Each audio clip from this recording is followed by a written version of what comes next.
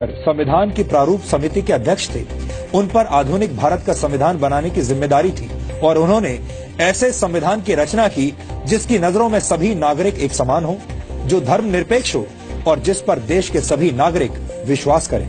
एक तरह से भीमराव अंबेडकर ने आजाद भारत के डीएनए की रचना की थी। इसके अलावा डॉक्टर अंबेडकर की प्रेरणा से ही भारत के फाइनेंस कमीशन यानी वित्त आयोग की स्थापना हुई थी। डॉक्टर अंबेडकर के आइडियाज से ही भारत के केंद्रीय बैंक की स्थापना हुई, जिसे आज हम रिजर्व बैंक ऑफ इंडिया के नाम से जानते हैं। दामोदर घाटी परियोजना, हीराकुंड परियोजना और सोन नदी परियोजना को स्थापित करने में डॉक्टर अंबेडकर ने बड़ी भूमिका निभाई थी। भारत में एम्प्लॉयमेंट एक्सचेंजेस की स्थापना भी डॉक्टर अंबेडकर के विचारों की वजह से ही हुई थी।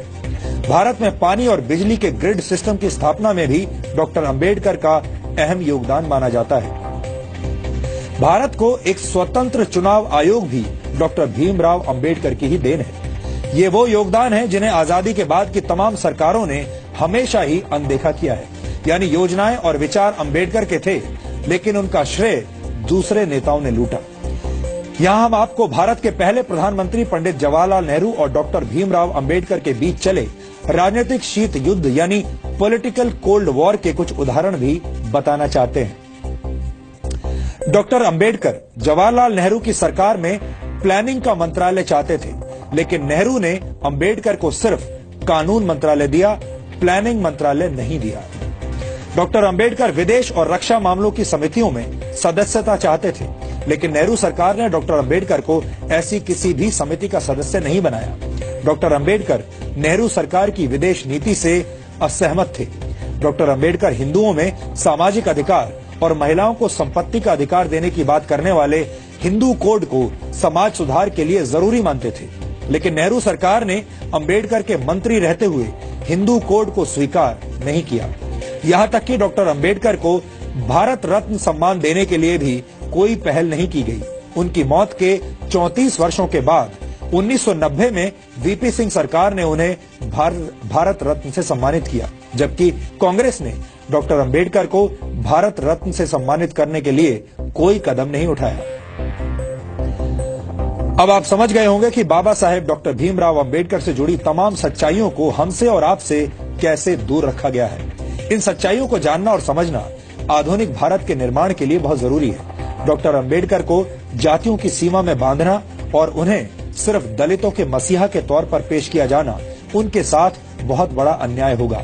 इसीलिए आज हम डॉक्टर अंबेडकर के मूल विचारों को आपके लिए डिकोड कर रहे हैं।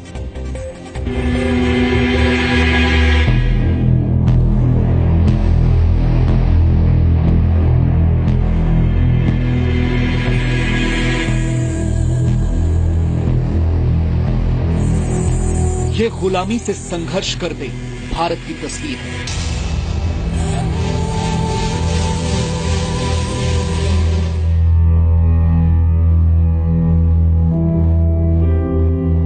सैकड़ों वर्षों के संघर्ष के बाद हम आज आजाद तो हैं, लेकिन देश के कई नागरिक ऐसे हैं जो आज भी अपने हक की लड़ाई लड़ रहे हैं।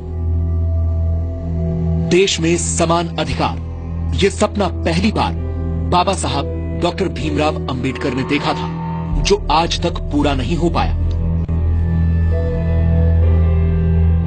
अपनी पढ़ाई के दौरान बाबा साहब भीमराव अंबेडकर को इस बात का एहसास हो गया था कि भारत दो तरह की गुलामी में जकड़ा हुआ है। पहली, अंग्रेजों के दमन और अत्याचार की गुलामी, तो दूसरी तरफ जाति और वर्ण व्यवस्था से अपमान और तिरस्कार सहने की गुलामी। और अंबेडकर ने तो अपने स्कूल जीवन में ही ऐसा तिरस्कार सहा था। स्कूल में बाकी दलित बच्चों की तरह अंबेडकर के साथ ये भेदभाव और तिरस्कार सिर्फ स्कूल जीवन तक ही सीमित नहीं रहा। उनका जीवन ऐसी तिरस्कार की घटनाओं से भरा हुआ है। उस दौर में अंग्रेजों से लड़ने के लिए पूरा देश खड़ा था, तो दलित और शोषित लोगों के अधिकारों के लिए अकेले डॉक्टर भीमराव अंबेडकर समाज के उच्च वर्ग और कांग्रेस से संघर्ष कर रहे थे। डॉक्टर अंबेडकर का मानना था कि देश की तरक्की के लिए देश के हर वर्ग को समानता का अधिकार मिलना जरूरी है। बचपन में हुए भेदभावों की वजह से अंबेडकर हिंदू धर्म को छोड़ना चाहते थे। उनका मानना था कि हिंदू धर्म को छोड़ना धर्म परिवर्तन नहीं बल्कि गुलामी की जंजीरें तोड़ने जैसा है। डॉक्टर अंबेडकर की इस घोषणा के बाद हैदराबाद के निजाम समेत कई मुस्लिम संगठनों ने अंबेडकर को धर्म परिवर्तन के ऑफर दिए, लेकिन बाबा साहब ने हर ऑफर को ठुकरा दिया, क्योंकि वो अपने समाज के लोगों को इज्जत से जीने वाला धर्म देना चाहते थे। इसीलिए वो हिंदू धर्म को छोड़कर बौद्ध धर्म की शरण में चले गए।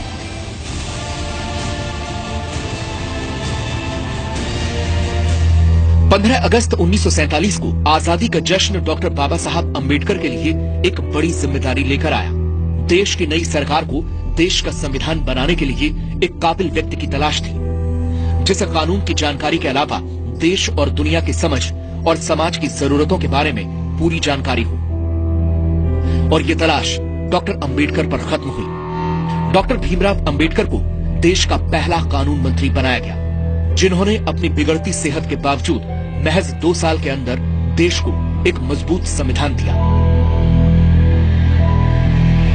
अंबेडकर ने 1951 में हिंदू कोड बिल तैयार कर संसद में पेश किया, जिसमें महिलाओं को समान अधिकार की बात कही गई। हिंदू कोड बिल के तहत पिता की संपत्ति में बेटी को समान अधिकार, विवाहित पुरुष को एक से अधिक पत्नी रखने पर प्रतिबंध और महिलाओं को भी तलाक का अधिकार शामिल था। लेकिन रूढ़िवादी हिंदू ताकतों और सरकार के अंदर ही बिल का विरोध करने वालों के सामने हिंदू कोड बिल लागू नहीं हो सका और सरकार में अपना प्रभाव घटने से निराश होकर डॉक्टर अंबेडकर ने 1951 में मंत्री पद से इस्तीफा दे दिया। अपने इस्तीफे में डॉक्टर अंबेडकर ने लिखा, आज हिंदू कोड बिल की हत्या कर दी गई, ऐसे में मेरा मंत्री बने रहने का अर्थ समझ में नहीं आता। बिल में शादी और तलाक संबंधी विधेयक पर 2 दिन की चर्चा चली, फिर प्रधानमंत्री जवाहरलाल नेहरू ने पूरे हिंदू कोड बिल को वापस लेने की घोषणा कर दी। मैं हैरान रह गया।